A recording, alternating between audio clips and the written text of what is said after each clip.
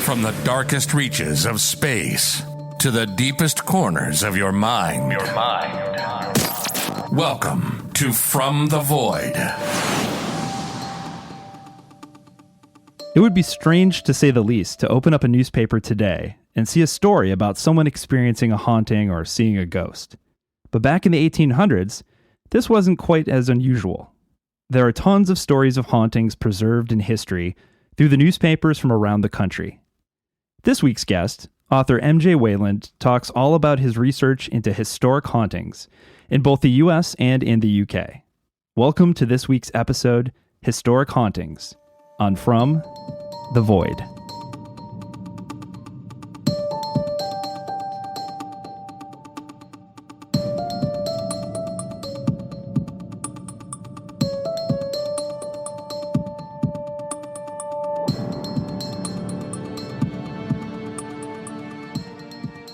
All right, welcome to the podcast. I'm very excited to have this guest on. MJ Wayland, thank you so much for spending some time on the show today. Thank you for inviting me, John. Absolutely. So, really, thank you. Oh my gosh, yeah. So we were talking before we started recording, and you are actually familiar with the other podcast that I do, the Deconstructionist podcast. So I thought it was pretty cool. I've not had that happen yet. Oh, absolutely. I remember when you sent me the interview request and I saw John Williamson, and I thought, can't be the John Williamson. Surely they don't want me at the Deconstructionist. And then, so I'm really excited and I'm really happy to be here today to support you and also to talk about a subject that I'm extremely passionate about and have been all my life. Yeah, this episode is going to come out right around Halloween, so very apropos. And so the reason I had you on is because you've written numerous books on the subject of ghosts and the paranormal, and specifically you've kind of covered both. You're obviously, if people haven't noticed yet, you have a very nice accent. So you're from the UK, and so you've written extensively on hauntings in the UK, but you've also written about American hauntings as well. So before we dive into that, though, talk a little bit about how did you get interested in this subject matter to begin with?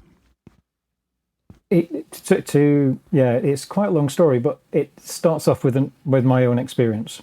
And the experience was, I was aged about 6 years old. I was laid in bed and I could feel that my back was itching. I reached behind and there was a hand and a finger twisting in the back of my back. I grabbed the finger and I pulled it forward, and as the hand pushed through my hand, it disappeared. And obviously I screamed and screamed and screamed. And it was a real sort of paradigm shift in that 6-year-old's mind, that actually there's something else going off here. Now, my parents are quite scientific and skeptical. They said it was probably a night terror. It was probably, some sort of dream, and it was a waking dream or that sort of thing. And actually we continued to live in the house for a further 9 years. And all of us had experiences in that house. It was just a very, very weird house. And I always remember 9 years later, at the age of 15, I was washing my hands in the bathroom, and I was thinking, it was the last day we was leaving, and I thought, I wonder if the hand will come with us to the new house. And as I washed my hands, I reached to the towel and I saw the hand come through the wall and pull the towel down.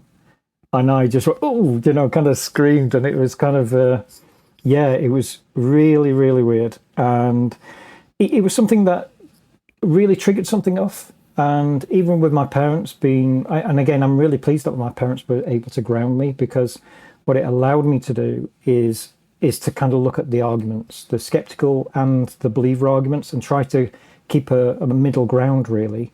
Yes, I've had experiences, but what I try to do is try to rule them out. I try to try and work out what they are before I start believing. And since then, I ran a UFO group in the 1990s. There was a big incident called the Sheffield UFO incident, as it's known, and we actually got questions asked in the Houses of Parliament, because what we discovered was actually it wasn't a UFO crash, as some witnesses believed, but it was the RAF illegally breaking the sound barrier and over Manchester in the middle of England. and they actually admitted it. So the RAF was actually very happy to allow everybody to talk about UFOs because it was actually covering up that they made a major mistake by breaking the sound barrier over the British Isles, which they're not allowed to do. Wow.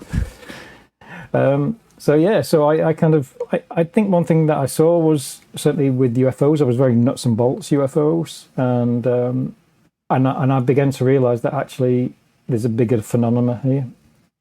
It's not just nuts and bolts. There's other things happening, and what I mean by that is some of the incidences that happen to people in ufology are very similar to the Victorian fairy abductions and things like that. You know, there's a lot of writers who wrote about it, like John Keel and Jacques Vallée, and you know, you can see these archetypes that run through. So, but my core passion is really ghosts, and that's where I am today. You know, I've kind of been involved in ghost documentaries, and some of the popular ones, Most Haunted, Ghost Adventures, only when they came over to the UK. But yeah, it's been an interesting and varied life so far. So what got you interested specifically in kind of the American side, the American hauntings? And the other question I have for you is, because we were kind of talking about this before we started recording, is what to you makes the American hauntings so different than the ones that you see or hear about in the UK? I think with the British hauntings, I think one of the things about British hauntings is they're extremely well documented. So, you know, we have Mary Queen of Scots documented at 5 castles that she allegedly haunts. We've got all this history, and it's all incredibly well documented, and I'd say it's a little bit boring. Now, when I've written about ghost stories in Britain, what I try to do is look for the stories that have been lost in the archives. So the stories that are not very well known. So I'll really dig, and I might find, you know, just a footnote on a newspaper from 1875, and I'll think, this is interesting. What's this about? And then, you know, spend the next 3 months trying to work out what that was, find the witnesses, find where they'd lived, everything like that. So with Britain, it's all too over documented. There's been too many ghost hunters. Way back from, you know, Eliot O'Donnell, from the Edwardian times all the way through to modern day, and purely out of a chat, somebody said, "Well, why aren't you doing an American book?" And I said, "Well, it's a little bit difficult. You know, it's how can I get into the archives?" And it was just that turn about 2010,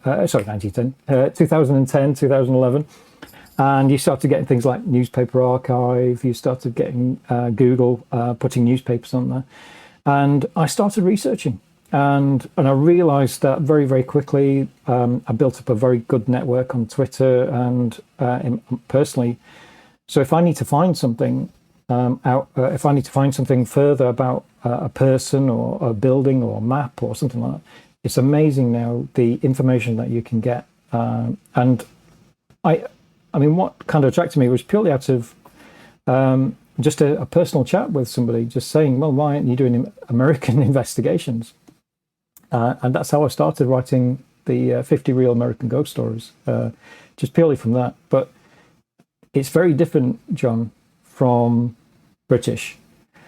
And I think some of the stories that I included in my first book on American hauntings, I threw some really interesting cases in there. I mean, one of the cases is a father and daughter working in a field, and as they were working, they see a man walking in the distance towards them, and they notice on his back there's a skeleton, kind of waving almost, and it walks towards them. And now these people, from research, they were in the middle of a farm.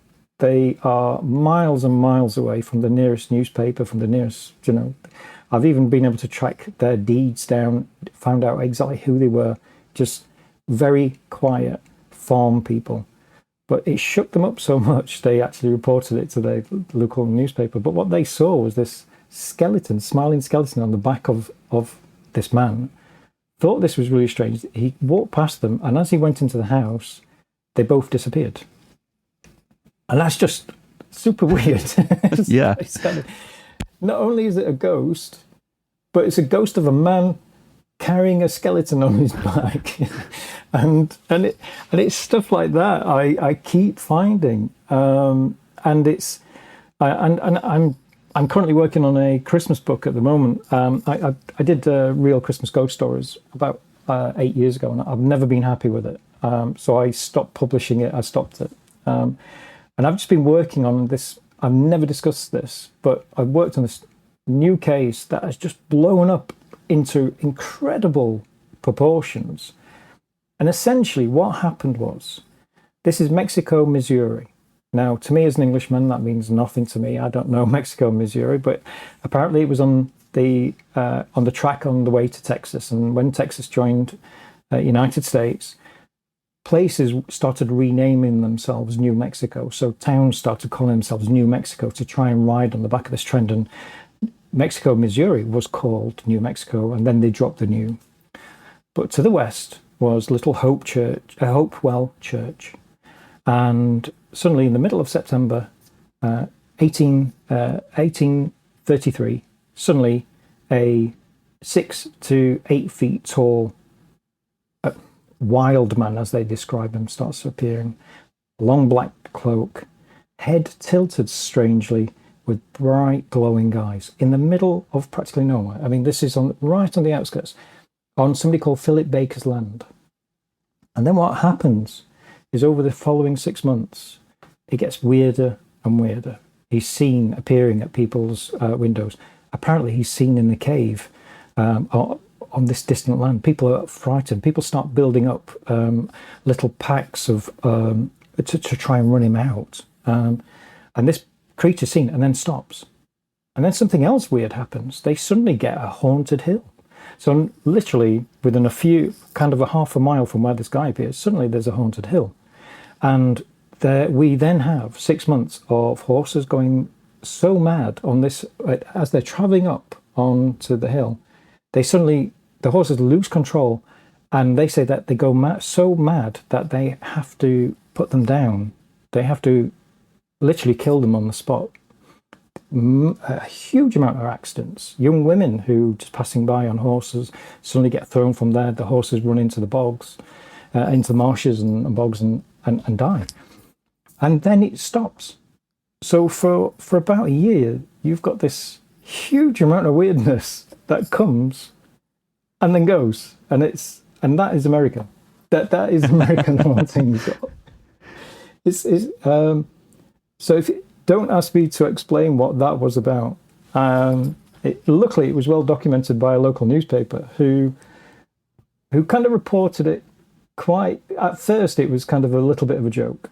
It was kind of because there was a central witness called John Creasy who actually fought with General Grant, and he seemed a little bit of a local character. But then other people started to see this 6 to 8 foot wild man appearing, and they found a cloak with every skin, including a giraffe and a lion attached to it. It just, the weirdness scale, I don't know, I understand now why America had Mothman. You know, it's kind of, the seeds were sowed back then. The weirdness is just off the scale. Yeah, and one of the things you mentioned before we started recording that I think is really interesting and probably plays into it to a large degree is the fact that America is known as this melting pot. And so you have this country that's comprised of people from literally all over the world who bring with them all sorts of different traditions and religions and beliefs.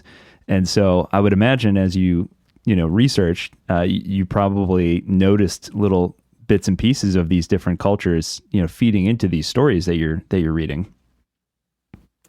Absolutely. I think one of the things I've noticed is you can almost feel when you've got a large amount of Dutch people within a particular area, because there's talk about particular protection, kind of particular marks that people are putting on the doors to ward off these ghosts. So there's also a lot of the newspapers also discuss how there's large black communities in certain areas as well, and how they react. So it's interesting. You've got these very different belief systems all coming together.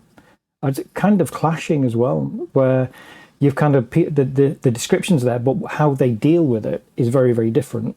And There's a number of cases where you've kind of got an idea where you can see where some of these stories are almost archetypal stories, where you can see where that's a very similar archetype that's obviously come from Europe. It's it's kind of like the black monk. I mean, that story I've just told you, 6 to 8 feet tall, is a little bit over proportion, but essentially it's a black monk that we see in Britain. It's the European black monk that wanders around. So you can see where the influences have come across. The things like the wild hunt, which is a huge Germanic belief that on certain nights, especially around Halloween, you have Woden or Odin kind of followed by a wild hunt in the skies, and you might hear dogs or horses baying very loudly. And there's several places in America that allegedly have the same ghosts. And if you look, there'll be a German community nearby, or there'll be kind of Dutch or possibly French. So the beliefs have transposed across. So then you have to unpick, did they have a genuine experience, or was it that they had an experience and they tried to interpret that within their belief system? And I think it's a little bit of both. It's kind of, I think there's a bit of interpretation that happens when it comes to ghosts. We see something, and then I think the interpretation happens internally, whether we know about it or not. Yeah, absolutely. And one of the things that I found really interesting that you mentioned in your book is the fact that prior to about, I think you said the 1840s, if I'm remembering correctly, you mentioned the fact that Americans are kind of largely skeptical, in terms of these sort of encounters, until kind of the rise of spiritualism, which I think is a really fascinating part of history, because you see this rise of spiritualism in both the United States and the UK. And suddenly people are having seances and they're having more of these strange encounters and experiences. So, but along with that, as you mentioned in the book, there's a huge rise of obviously hoaxers and hoaxes. And you mentioned the fact that, in your research, you have to kind of parse through fact and fiction, and some of it's just entirely impossible to tell. And so talk a little bit about some of these stories that start to come about around the rise of the time of spiritualism, like the Fox sisters and folks like that. Yeah, it's interesting because obviously I know the comparison with British sightings, and there is this huge skepticism. It's dealt, the subject in the US is dealt with in that the person who saw the ghost is probably not the cleverest person, or there's always some form of insult, which continues today in the skeptical community. But it's that kind of feeling is oh, they must have been drinking, they must have been kind of not aware of their surroundings, sort of thing. In Britain we had Charles Dickens saying the same thing. Charles Dickens, who wrote The Greatest Christmas Story, was a fierce skeptic of ghosts, and some of his early stories were all very skeptical.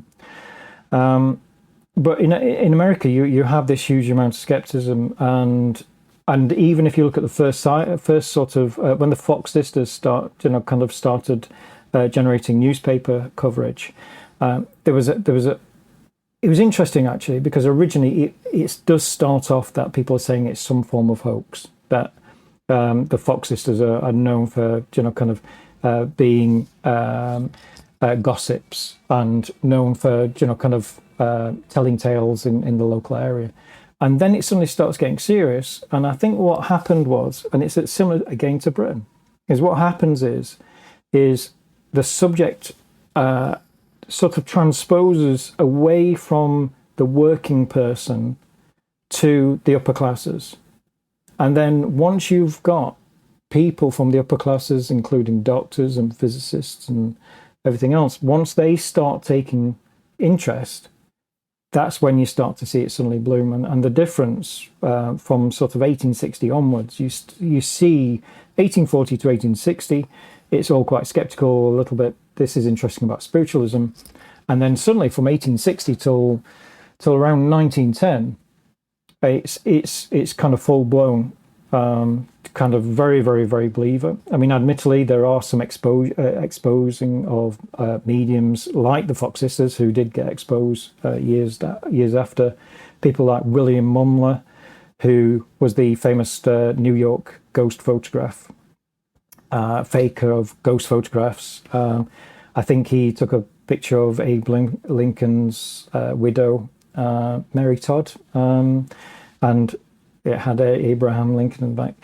So they were keen to expose, but generally you've got this massive amount of data and essentially lost ghost stories that just suddenly appeared during that time. Some of it's quite spiritual, and you have stories of children involved and apparently being the main communicator. But generally you just have it. You have a mixture of hoaxes, spiritualism, and general ghost sightings, and it's just full on to about between 1901 and 1910, and then something changes. I noticed that people start talking about ghost hunting as a hobby, and I thought, this is interesting. And apparently, in the New York echelons, the people of certain upper classes started ghost hunting for Christmas parties, and then it died out just before World War One.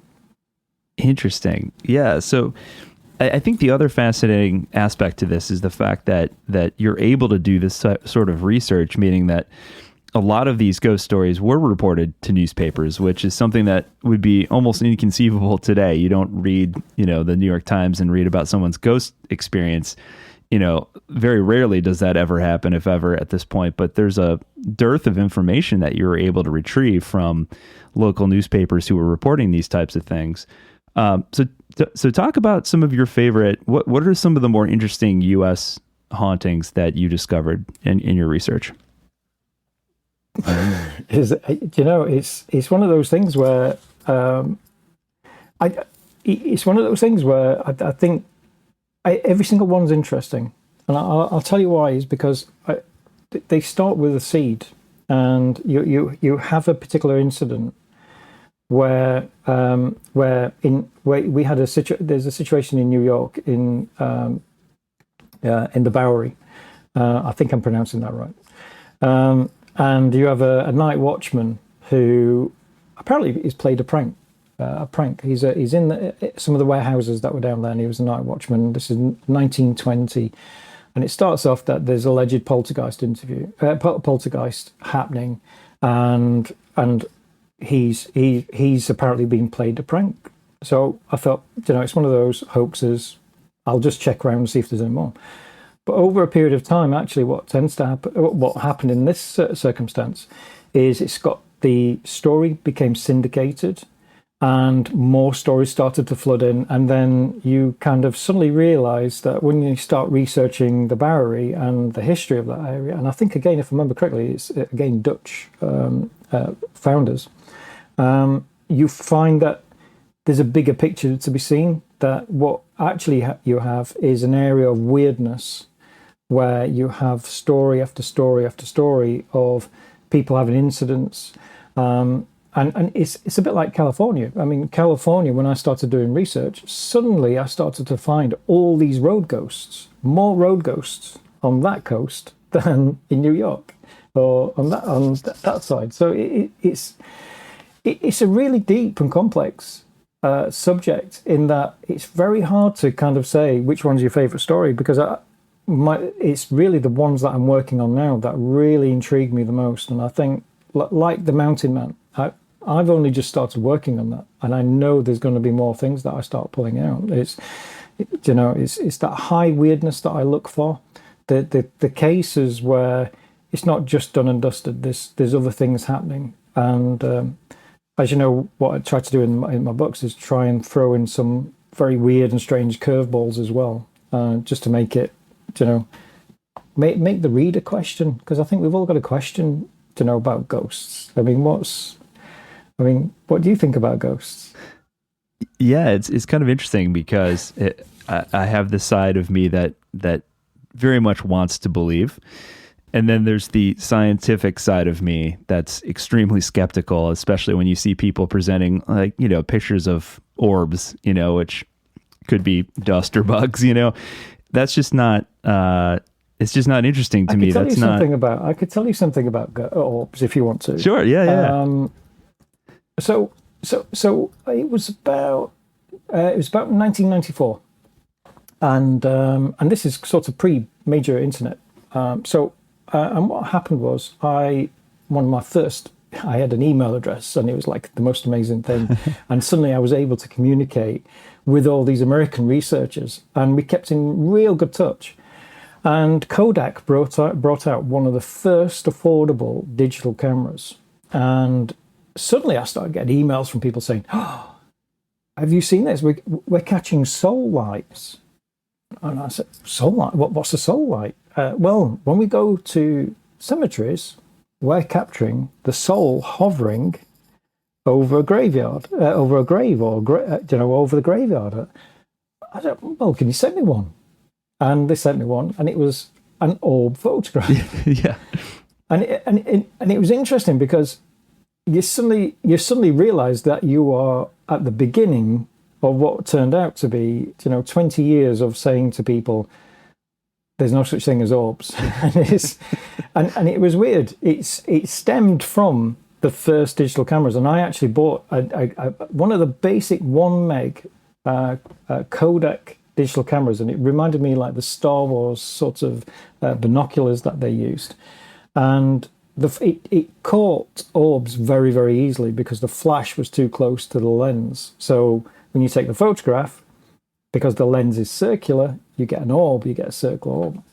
And then obviously we've got pareidolia. So humans naturally see faces wherever they look. They see patterns because that's how we started off. We needed to see a pattern of a wolf face hiding in the bushes, or we needed to see these patterns, and that's why we see trains in clouds or animals or people. And that's what happened with orbs, is suddenly these soul lights, people began to see faces in them and say, "Oh, actually, this is people." And it kind of blossomed from there, and then it kind of came over to Britain, and we were just kind of literally snowballed by orb photographs, and it was just absolutely all over. And it got so bad actually that Sony actually printed for a long while a reason why you get orbs, and described it. But even though the believers still did not believe that these orbs, but there's one test for an orb photograph, and I always say to people is, if you see an orb photograph, if you see one and it's behind an object, then I'll start believing that there's some phenomena here. Every orb photograph you can see, it's never in front, it's never behind an object. You'll never see half an orb. You always see a full one, and the reason is it's closer to the lens rather than behind something. So orbs have been my pain for 20 odd years, where you kind of, every television program and Most Haunted and things like that, the British program was very heavy on the orbs and light anomalies, and light anomalies are the same as these flies or dust. Or I mean, I'm a skeptical believer, and I'm after real evidence. So for me, it's kind of, you got to try and rule out things before you start believing them. And I can't believe in orbs, and I can't believe in light anomalies. And I'm with you. I'm not entirely convinced you can actually video ghosts.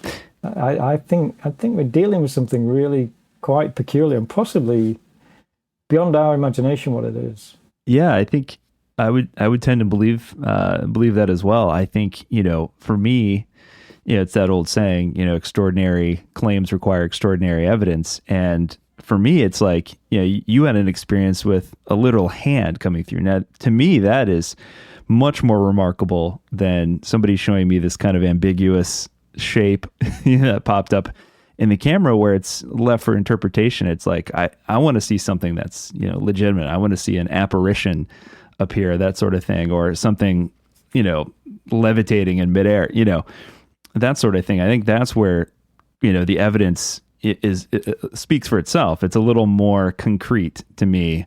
Anytime there's room for interpretation, I think that's where we're wasting our time. Yeah. I think. I think it's one of those things. It's kind of. I always remember going to my bank manager, and they said, "Well, how come people see ghosts or see UFOs?" I don't know why the bank manager brought it up. Apart from I think he'd read one of my books, and I said, "Well, the reason is what do you do on Friday night or Saturday night?" And he said, "Well, I might be going out, I might be in a pub." And I said, "Yeah, but these people are in a haunted castle, or they're in, I mean, I've done hundreds of ghost hunts, all around the world, and it's just one of those things. It's kind of the more you put yourself in those circumstances, I think the more chance you've got of experiencing something, whether you're a skeptic or believer, and it's always good to have healthy skepticism, but it's also good to have a wander around, have an explore and go to a local haunted place and just see how you feel. I always say to people, the best ghost hunting piece of equipment is yourself. How do you feel emotionally when you stand in that place? Is it scientific? Is it because it's overly dark? Are you scared because it's dark, or is it scared because there's something else? And that's the thing is if people are interested in ghosts, they should get themselves out there, because that's where you do learn and kind of work. I mean, I did a lot of ghost hunts where myself and my wife, we ran a ghost hunting company in Britain for 17 years. We were the first ghost hunting company in the world. And I learned more from taking the general public to haunted locations about what really is a ghost compared to the previous sort of 20 years of doing paranormal investigations. There's a real difference. You learn things. That's really interesting. Yeah. So tell me, what are some of the more haunted active locations that you've experienced personally? I think probably the most haunted, the weirdest and strangest is I like Edinburgh Vaults. Edinburgh Vaults in Blair Street that kills really, me. really that kills me to hear you say that. We were talking about this before we started recording, and I'll let you finish, but we went to visit and we stayed most of our time in Edinburgh, and that was the one thing I wanted to do. And I kept putting it off to allow my friends who were with me to do some other things, and on the promise that we would eventually do the vaults. And it came down to the second to last day, and they completely bailed on me, and I didn't get to go and do it. So that it kills me inside to hear you say that. But go on. It's fine. It's one of those. It's one of those weird places, John. It's kind of one of those places where it's under a nightclub. Okay, so the first part, when you investigate that place, if you go in at night and you're investigating it, between sort of 11 and 2, you can hear nightclub thudding above, and then it goes quiet, and it's a very disturbing place. Now, there's been scientific tests there. Professor Richard Wiseman went there, and I think they put it down to graffiti. I think it was. I mean, it's not down to graffiti, because some of the rooms don't have graffiti in them, and have equal activity. But it's one of those places where it's just not right. It's one of these places where you feel that you go into it and you think, why isn't this right? Now, the skeptics will, you'll kind of say, oh, it's electromagnetic energy. That was the big one in the 80s, is we're all having electromagnetic energy bombarding the pituitary gland, and it's all, making us feel a bit, kind of a bit weird and that sort of thing.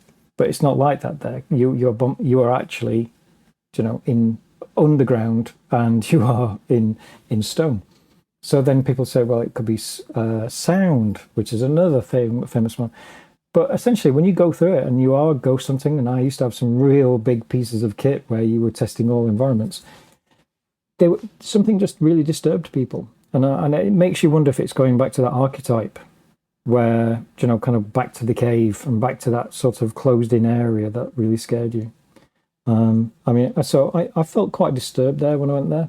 But the strangest place in Britain, I would say, is definitely Woodchester Mansion, which is in Gloucestershire. It's a mansion where suddenly the workmen just dropped their tools and left. The story is that they ran out of money and that was it. It was kind of... But the unusual thing is the workmen left their tools, which in those days, workmen don't leave tools because that's their work. You know, it's kind of... So that's a really weird thing. And I've been there several times. I've taken my highly skeptical father-in-law there, and I took him to one particular area and said, like, you stand here, this is really an active place, and see what you think. And he came down and he said, I didn't see anything, didn't hear anything. He said, but something really weird happened, and it's closed up at that top. He said, I had a breeze coming towards me. And I thought, oh, it's the wind coming down the valley. And suddenly it changed, and he went behind him. And he said he could feel all his hair pushed forward from the breeze. And he said, I can't work this out. And he was kind of walking around the ruins. He was kind of looking, he was looking up and trying to work out the vectors of there. I was there late one night, 2:00 in the morning, and we were ghost hunting with a bunch of people. And one lady had been on several ghost hunts, not seen a thing, not seen anything at all. And I said to everybody, "Oh, grab a coffee, and we'll all have a chat in the room, and we'll have a quick chat of what's been happening tonight." I'm talking to everybody. Suddenly, this woman came in, said, "I'm disgusted at you." And I said, "Why?" And she said, "Letting your son wander around Woodchester Mansion at 3:00 in the morning." And I didn't have any children at that time. And I said, I don't have any children. And she said, we were the last to get our coffee, and I thought I'd just stand there for a minute. And this boy in little blue and white pajamas walked past me and went into the other room. And I said, "Yeah." I said, "You've seen a ghost?" She said, "It wasn't. It was your son." I said, "It was." I mean, this lady's been ghost hunting, 5-6 times. And I said, "It went in that room, and then where did it go?" She said, "Well, I went in that room and it wasn't there." I said, "If you saw that little boy, you've seen a ghost." "Yeah, but it was a little boy." I said, "Yeah." What? I mean, who lets a little boy wandering around in a deserted mansion at 3:00 in the morning? And she genuinely saw something. Her husband even saw that him kind of walk past, and that was it for her. She kind of, it was like, "Oh, actually, yeah, I think I have seen something." And the weirdest thing that ever happened to me there was on one of the floors, and we were having a little mini seance. Everybody's holding hands. And I was really tired. It was about 4:00, and I just turned around, and something barged past me and hit my shoulder. And I turned the torch on straight away because I thought it was one of the general public. I kind of turned on the light. And there was nobody near me. Nobody at all. The nearest people were 8-9 feet away, and they were all holding hands. And they heard the noise, the slap against me, and it sounded like a wax jacket. It was like it felt like something wax or rubbery or something hitting me, and it spun me around with such force. And so yeah, that was it's a weird place, weird place.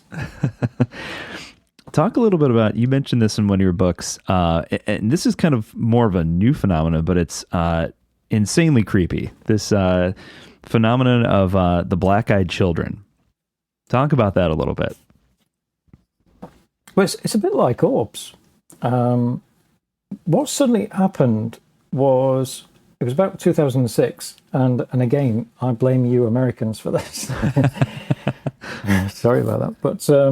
But again, do you know, a bit like the creepypasta, the Slender Man type thing? Mm-hmm. There was a couple of forum posts of people seeing black-eyed children, and what happened was, certainly over space. I mean, I'd never heard of black-eyed children pre sort of 2006.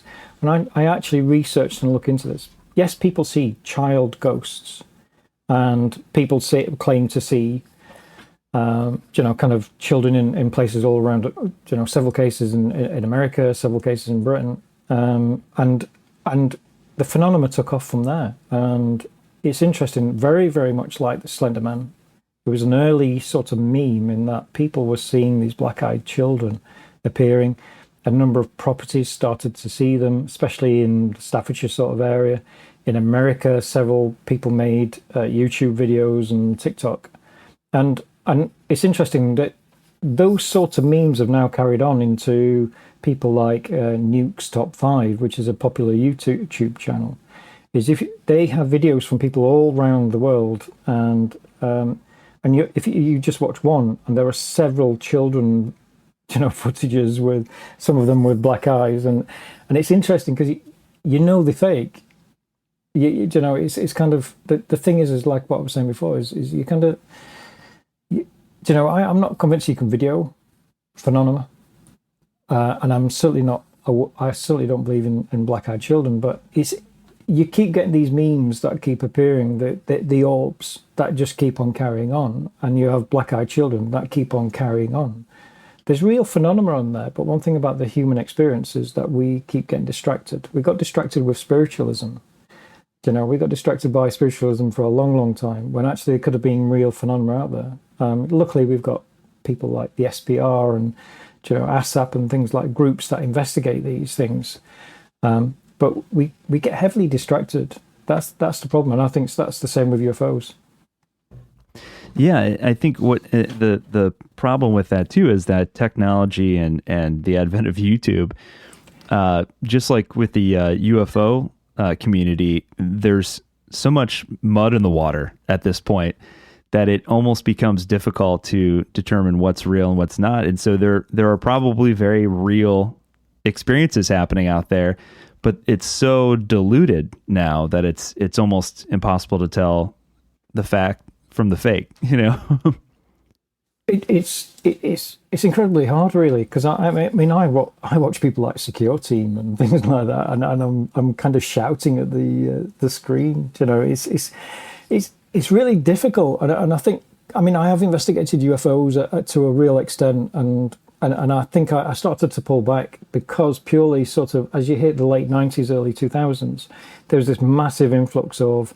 Firstly, there was some very high-profile, very expensive CGI-type hoaxes, and then as we've started getting the smartphones and the apps and everything else, it's very, very easy to fake something, incredibly easy. So it's really difficult from a UFO perspective to investigate UFOs because, again, you've kind of got this transition of where we are with technologies. We've moved from flying saucers to black triangles, and everybody's talking about Tic Tacs and UAPs. I was listening to the Ralph Blumenthal podcast, and it's interesting.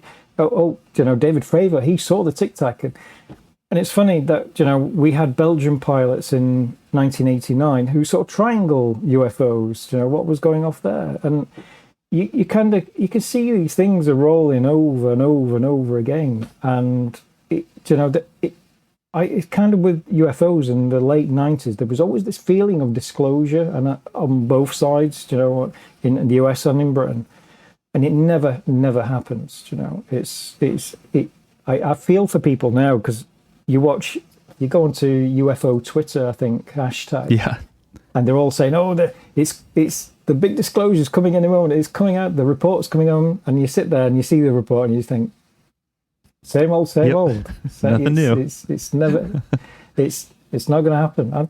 I think the problem is it's this stagnation and this kind of recycling of stuff. It's kind of, it can weigh you down as an investigator, I think, and that's why I don't really investigate cases so much now. What I do try to do is a lot more research. I've done the investigation. I've done the ghost. I've done things like sky watches. I've done ghost hunts in New Orleans. I've kind of I've done all that, and now I think what I want to do is actually look for evidence, look for the strangeness, look for what was happening, this century and last century, and even further. And that's what I'm really enjoying is the stories like even things like William Mumler, the hoax or the photographs. It started off well and very similar to the Fox sisters. There seems to be a core paranormal activity at the beginning, and then it just gets out of hand. Right. And I think William just kind of thought, I think William generally took something strange on his first photograph and then thought, actually, how can I recreate this? Because this is really interesting. So it's really weird how we are, especially with UFOs being renamed now and everything. I just find it incredibly funny, really. Yeah. And part of that obviously has to do with the fact that the term UFO in and of itself has so much stigma attached to it now. thanks to the muddying of the waters, so to speak, for decades and decades and decades, to the point where the only way that we can have a real legitimate conversation about it without somebody snickering or giggling in the background is to literally give them a different name. Got to call them UAPs now. It's they're not UFOs anymore. I think it's always been really difficult. And I think the great thing about podcasts like this one is that you can discuss this and you can discuss it sensibly. Where before, a lot of the interviews that I've done in the past, I've always, I appear on a radio station or TV and they start playing Ghostbusters. Or I always remember they discovered Martian DNA on a meteorite in the Antarctic, and I think this was about 2001. And I was invited onto a program, and the DJ said, "Well, you must think this is proof of aliens." I said, "No, it's a rock that's been hit off of Mars." And, "Well, don't you think it backs up all your theories?" I said, "You don't know what my theories are." Right. I'm not convinced we've been visited by aliens. I don't think we've got enough evidence of that. I hope there's life out there, but I think we just need that greater evidence far from lights in the sky, which, again, if we go back to the Victorian times, we've got lights in the sky. We've got stories of air balloons that get with anchors that get hooked up to the side of churches and crawl down and start talking to people in foreign languages and then disappear. So, we seem to be going through, I don't know, maybe it's the cosmic trickster, I think. The cosmic joker's playing a big trick on us all. Loki's messing with us. There's something going on. Yeah, absolutely. So tell me a little bit about, because you've got some different types of hauntings and different types of stories. Obviously, one of the big things is, especially in the United States, we just don't have the sheer amount of history behind our country, but places that seem to be areas where war happened or battles, or there's a great amount of death. We hear tons of hauntings around like Gettysburg, where like our American Civil War took place. It's very, very rich in stories about hauntings there. You have a lot of stories also about anything from like phantom cannon fire, ghost soldiers, haunted airfields, and even ghost ships. Talk about that a little bit, because war and battle definitely seems to leave an imprint. It's. I mean, after all this amount of time, I'm kind of formulating an idea of exactly why a place becomes haunted or becomes strange. I kind of call it the haunt field as such, and the reasoning behind this is I think what happens, like Whitechapel in London, which was the place where Jack the Ripper murders happened, like Gettysburg. If you look at Gettysburg and the battle and the murder and the death and everything that happened there, I think what happens is that there's this greater concentration of unusual human activity. We talked about the Bowery earlier. The Bowery, certainly through the 1970s and 80s, had a particular reputation, again, of being a melting pot of artistic and creative people, as well as having an extremely high crime rate. But also, it's the same place where there was great meditation experiences, and people would try meditative experiments there. And I think certainly with Gettysburg, and I think that's a really good good question, is why is that place so haunted? And I think if you look at the greater context of what Gettysburg was in the terms of the American Civil War, as you know, you probably don't know this, but I'm an absolute American Civil War kind of geek about it. But I think the impact it had as literally, kind of caused a splash in the human consciousness in America. And what we've got is this greater concentration of unusual human behavior. And when I mean unusual, it's not the usual living and breathing and that's it. We've got this huge concentration there. And what you've got is it's left its mark. And I think you have this all around where once something like that's happened, it can take years and years to kind of reverberate. As you say, there's not much history in compared to Britain in America. But what you do have is certainly early sort of fluctuations, like certainly with Mexico in Missouri. You've got this church that is actually 100 years old by the time it starts having the ghost sightings. But I found that actually there was a slaughter happened there of early pilgrims. I found out that there was also allegedly Native American protected lands in that area as well, apparently religious related as well. So you've got this melting pot of different weird things kind of all coinciding, these different parts of the human consciousness. And what happens is it almost bubbles up like a volcano, and suddenly, snap, you've got the Jack the Ripper hauntings, or like with Gettysburg, that happens, and then suddenly, like the Civil War in Britain, within 24 hours, people are still hearing the cannons reverberating, the shouts, the cries of people. Certainly with Gettysburg, they can hear people shouting "mother," or because that's what young people did. Is when they were shot and lay dying, they were shouting for the mother. So the fact that 2 days later, after Gettysburg, people were reporting that they could hear people shouting for the mother actually makes perfect sense, because that would have been realistic. And it's interesting that it seems to have sent a shockwave in the area. You've got the Farnsworth house there, which is very, very haunted, and it's got a number of cases. But there's also properties nearby as well, which are equally, I know Gettysburg was kind of a sprawling battle as such, but I think it's something to do with our consciousness. I think we cause a wave, and somehow that wave or splash that happens somehow gets recorded. So we have ghosts. So we have this recording that happens where you can suddenly be driving along a lane and suddenly a white lady will jump out or whatever. And then you have something like some sort of disincarnate intelligence. Because I firmly believe that there are certain cases where there are intelligence behind it. I don't know what that intelligence is, but there is something in there that has been shown. And I think at Gettysburg and friends who've investigated there, the EVPs that have come from there, there's no doubt there's something there. People are having genuine experiences. But I think you can tie that to other places as well. Is if you start to spread out some of the cases you've investigated, you start to see that there's these incredible ripples that sometimes are. One such case, John, is in London again, Whitechapel. I found out that originally the reason why it's called Whitechapel was there was a Whitechapel. And the story of that chapel is very, very bizarre. It's about a murdered saint in the 1890s, 10 years after Jack the Ripper. A load of bodies were found up in the spire, and yet it was also haunted as well. And then, in the middle of the Blitz, it got bombed and completely leveled and destroyed.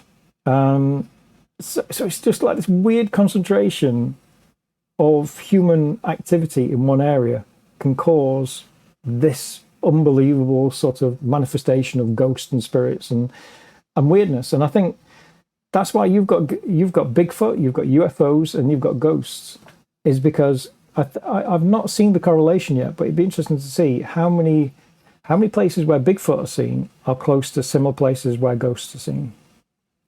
Yeah, that would be very interesting. I live in Ohio, and I actually picked up a map, and it has spots where ghosts were sighted, UFOs were sighted, and cryptoids like Bigfoot and stuff like that. It is kind of interesting to see areas where you see all three potentially, or even at least two. But COVID hit, and then I couldn't actually go to any of them, so I'm waiting. I think it's that thing where you kind of, people used to say you have UFO hotspots or whatever, but and it's interesting. I think there are statistics. I think how we're going to solve all of this is probably through a very boring statistic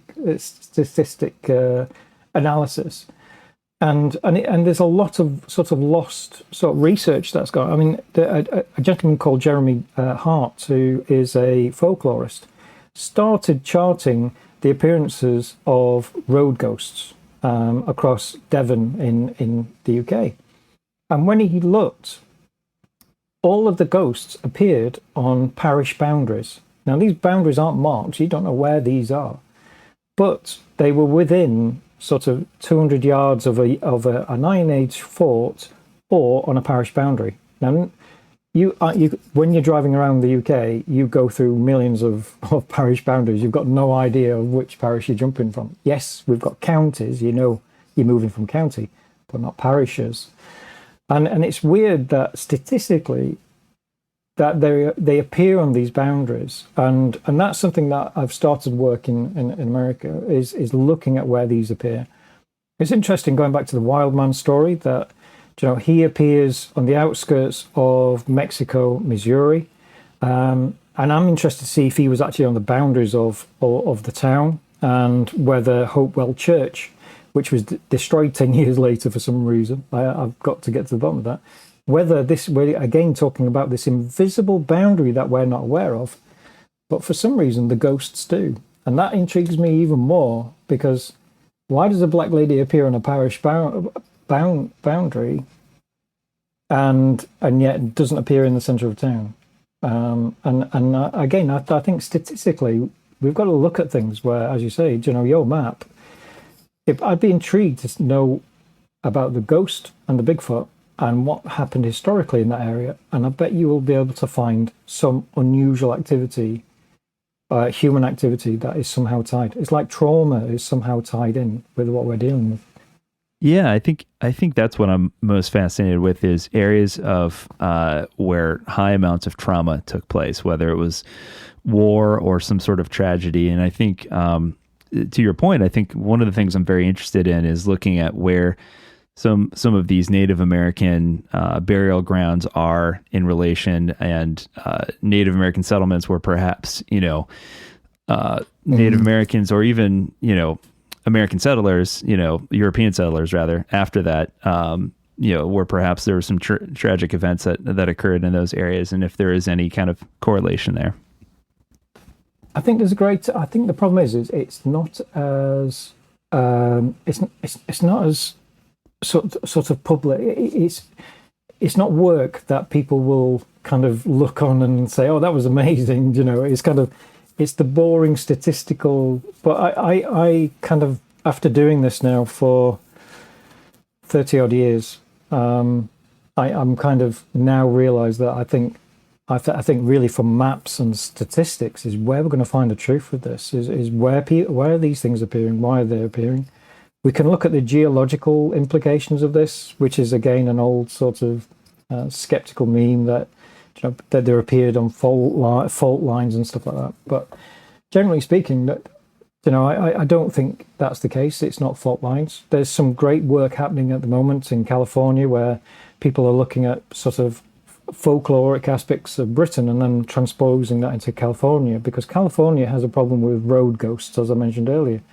So the research is now looking at if these roads are these early settler paths, are these pathways that have been down, for maybe 150, 200 years, and because of that traveling, it's a bit like the spirit paths of the Aboriginals.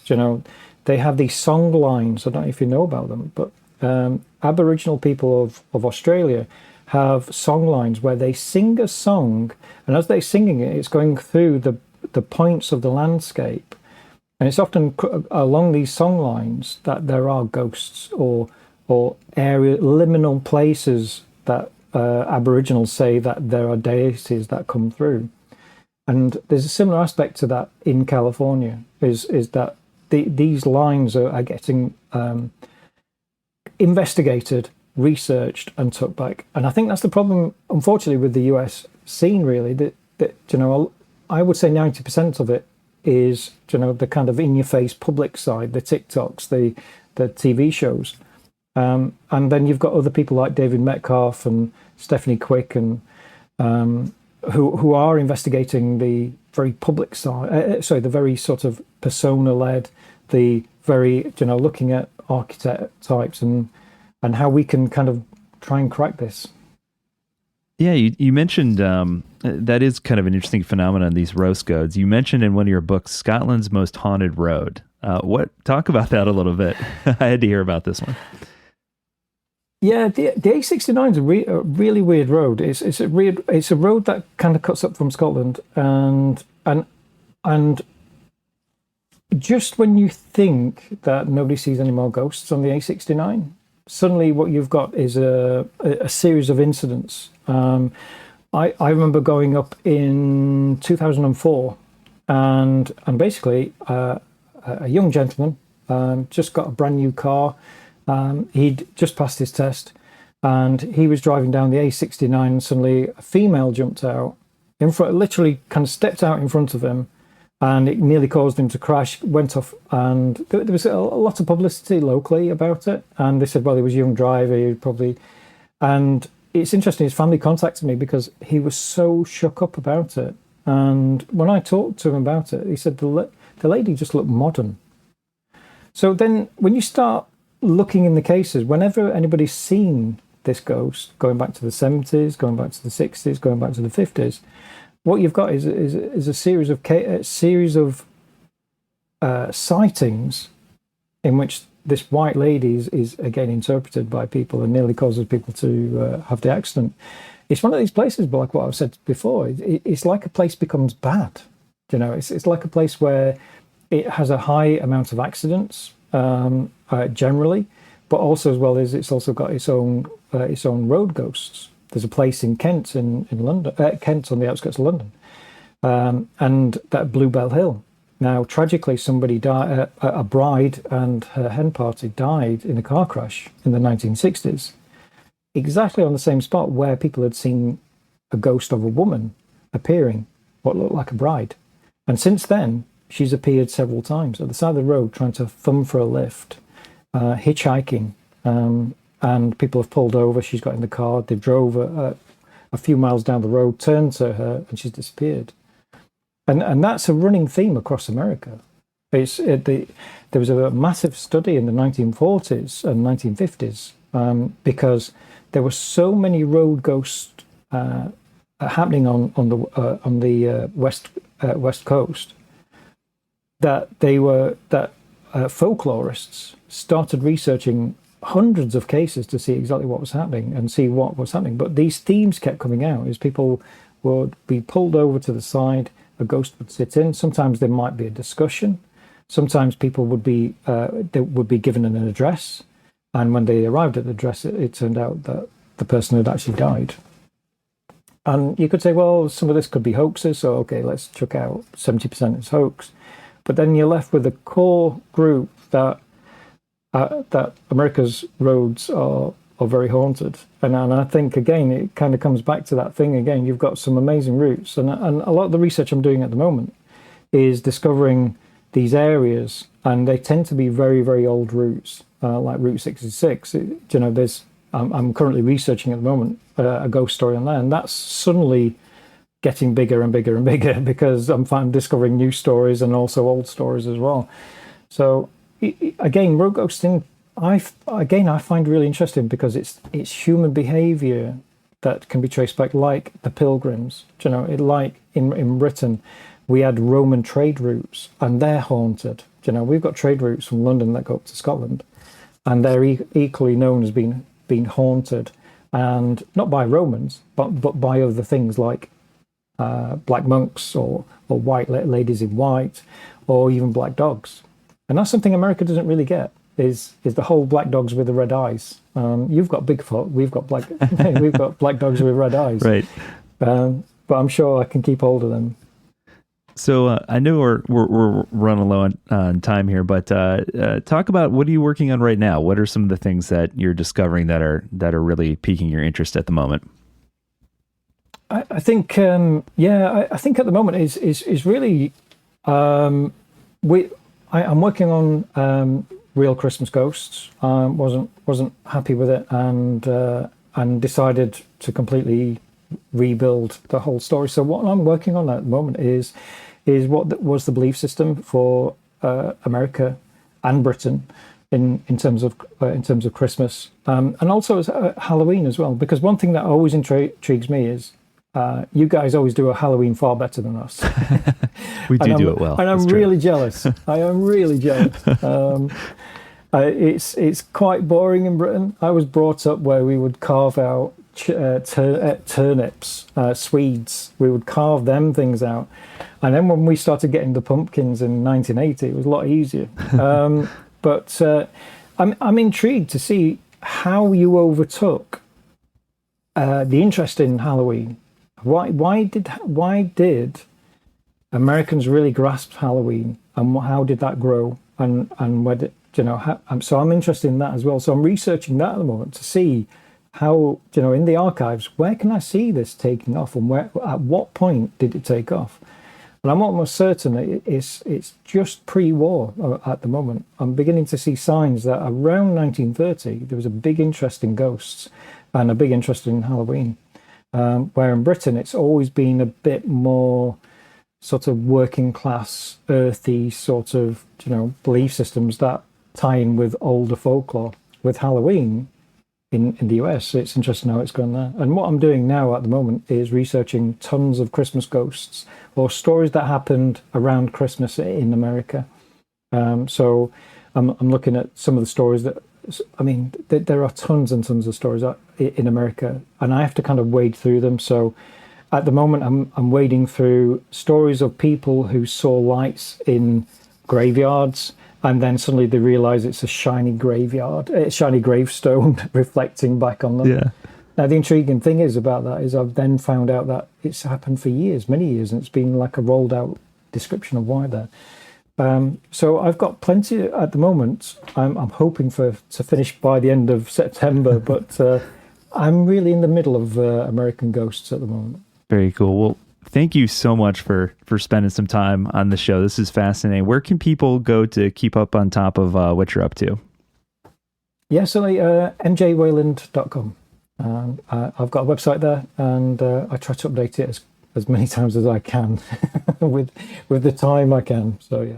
Perfect. Well, MJ, thank you so much. This was so much fun. Come back anytime. Well, thank you, John. I've really enjoyed it, and I could talk for ages with you. Thank you ever so much, and I love the podcast. Keep going. Thank you. I appreciate it.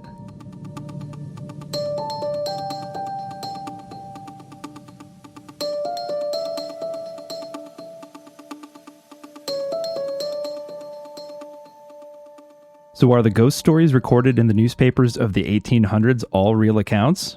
Are they hoaxes?